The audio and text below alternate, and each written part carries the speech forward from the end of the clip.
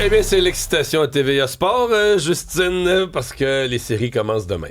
Les séries commencent demain. Tous les matchs présentés à TVA Sport. Et il a fallu attendre hier, là, vraiment, pour connaître le portrait final des séries dans l'Ouest. On s'attendait à ce que ce soit l'Est qui nous fasse languir jusqu'aux dernières secondes. Finalement, c'est dans l'Ouest, surtout la Pacifique, où hier, tout est encore à faire. Il y avait encore des matchs qui déterminaient, oui. Oui, il restait 6 matchs à la saison régulière hier. Il y en a 3 qui pouvaient encore influencer le classement de la Pacifique et donc les affrontements pour la première ronde. Les Oilers, les Kings et les Ducks pouvaient encore affronter l'Avalanche et terminer comme dernière équipe repêchée. Alors, dans le duel Canucks-Oilers qu'on surveillait, évidemment, surtout dans un dernier match de la saison, des fois, c'est dur d'aller chercher la bougie d'allumage, mais là, quand tu sais que tu pourrais affronter l'Avalanche au premier tour, j'ai comme l'impression que le mot d'ordre, c'était « on gagne ce match ». Et ça a été une victoire vraiment étincelante des Oilers, vraiment encourageante aussi à quelques heures du début des séries. 4 points encore pour Connor McDavid. Une victoire de 6-1.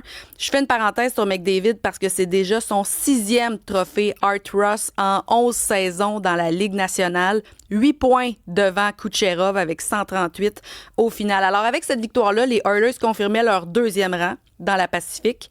Les Ducks, par la suite, ont aussi remporté leur match contre les Prédateurs de Nashville. Ça s'est joué dans les derniers instants du match, un duel super offensif entre les deux formations. Finalement, l'avantage numérique des Ducks a fait la différence, 5-4. Donc, avec cette victoire-là, les Ducks confirmaient le 3e rang de la Pacifique. Donc, tu dis ça pour dire qu'ils ont évité ce que personne voulait, se pogner contre l'Avalanche. Donc, je comprends que c'est les Kings qui vont commencer.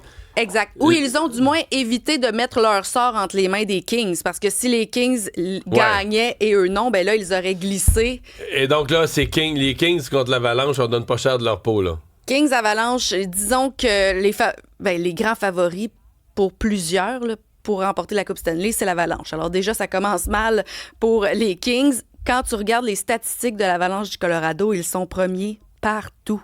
C'est difficile de parier contre l'Avalanche du Colorado à quelques jours des séries, à quelques heures des séries, parce qu'ils n'ont pas de faiblesse. Ils sont bons partout, ils sont en santé.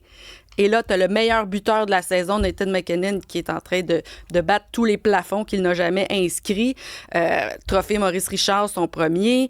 J'ai vraiment, vraiment hâte de voir qui pourra arrêter l'Avalanche. Mais les séries, c'est les séries. Bon, parlons du Canadien maintenant, qui commence pas demain, mais dimanche. Dimanche, c'est ça. Les partisans avaient hâte de savoir l'horaire des matchs du Canadien. Ça commence dimanche, 17h45. Attention. Une drôle d'heure. Drôle d'heure, mais en même temps, j'haïs pas ça. Oh, c'est correct, oui. Les partisans pourront se coucher tôt si c'est le match qui les intéresse. Par deuxième match, c'est mardi.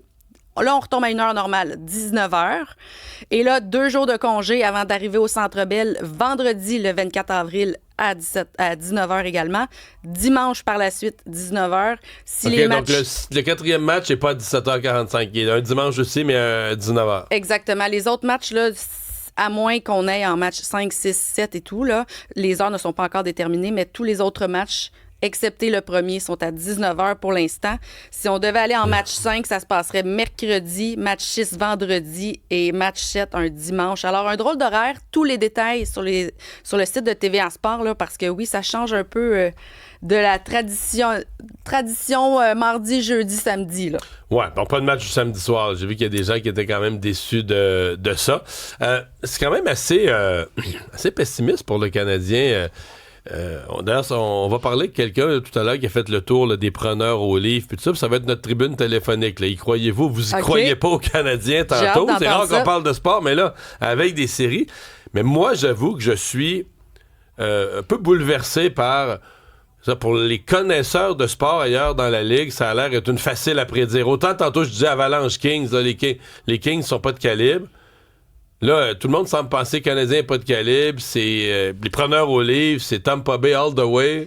Ben, je pense que quand on se fie sur papier, c'est un peu à l'image de l'Avalanche. C'est difficile de parier contre le Lightning de Tampa Bay. Les deux équipes ont 106 points saison régulière. Exactement. C'est pas comme si t'as le premier puis le dernier. Là. Les deux ont fini avec le même nombre de points. Non, puis ils n'ont pas le même genre de force et de faiblesse, je dirais ça. Alors, c'est comme deux équipes un peu complémentaires. Je pense qu'on s'arrête à 2 choses. L'expérience du Lightning de Tampa Bay, évidemment, et la robustesse. On l'a vu dans le dernier affrontement entre les deux. On donne l'avantage au Lightning. C'était l'avantage du Canadien complètement. Là. Quand on regarde les colonnes, quand on regarde les colonnes de chiffres de mise en échec et tout ça, c'est à l'avantage du Canadien. Maintenant, est-ce que le Canadien fait aussi mal que des gros bonhommes du Lightning de Tampa Bay? Ça reste à voir. À long terme, sur 7 matchs, peut-être pas. C'est ça. Moi, j'ai... Et on a un auditeur, je ne sais plus lequel, là, mais qui disait tout à l'heure que lui, ce qui l'inquiète, il reste confiant, mais ce qui l'inquiète, c'est l'écart des gardiens. Là. C'est ça. Ça, c'est l'autre élément, Dobesch qui a eu évidemment. une séquence merveilleuse, mais qui n'est pas égale. A fini la saison 2 matchs film d'horreur. Là. C'est ça. Moi, j'ai l'impression que pour avoir une chance de passer au prochain tour, le Canadien devra compter sur Dobesch qui vole peut-être un match ou deux. Mais qui doit rentrer dans sa bulle, là, comme il était dans le voyage, les 5 matchs à l'étranger, où là, il a été extraordinaire. Oui, parce que tu te souviens la séquence où il a pleuré après une rencontre? Moi, je m'attends à voir des gros visages de tout ça dans les estrades. Là. On va tenter de lui entrer dans la tête. Là. Corey Perry, là, il ne faisait que mettre la table là, la semaine dernière dans la rencontre en venant agacer Lane Hudson puis en leur jouant dans la tête.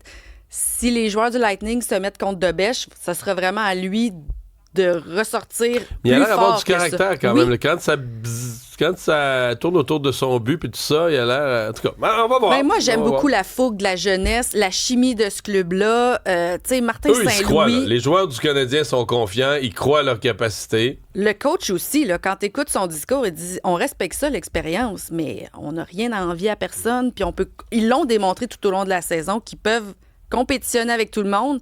Et là, il y a quelque chose de particulier. Martin Saint-Louis contre son ancienne équipe, oui, ça, c'est celle avec qui il a remporté la Coupe Stanley, je veux dire, il y aura un moment de nostalgie pour lui, assurément, là, dimanche.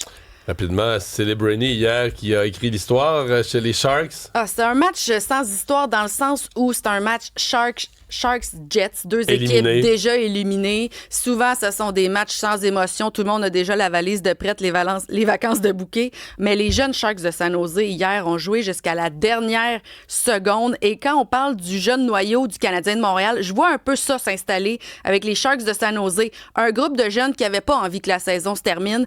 Hier, encore une soirée de 3 points pour Macklin Celebrini. 1 but, 2 aides. Qui l'amène à 115 points cette saison-ci et il devient le plus grand pointeur de l'histoire des Sharks de San Jose. Il a dépassé hier... Il y a genre 20 ans. Joe Thornton. Il a 19 ans. Il a 19 ans, bon. Écoute, il est en train de réécrire l'histoire. Mais lui, il va gagner le trophée du meilleur scoreur de la Ligue, je sais pas, moi.